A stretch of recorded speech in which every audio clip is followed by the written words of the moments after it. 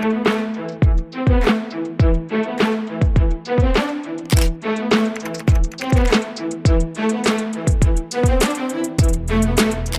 దగ్గర పెట్టే ప్రసాదం అపవిత్రం చేసే విధంగా నాసి రకమైన ఇంగ్రీడియంట్సే కాకుండా ఎనిమల్ ఫ్యాట్ కూడా వాడారని.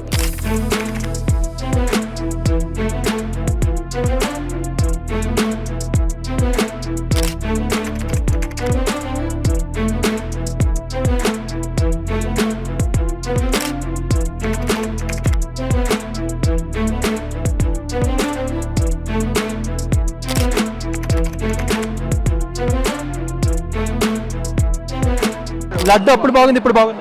ఇప్పుడు బాగుంది.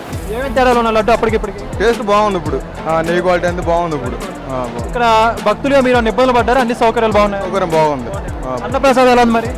అన్నప్రసాదం కూడా మంచిగా ఉంది. దేవుడి దర్శనం కూడా మంచిగా అందింది.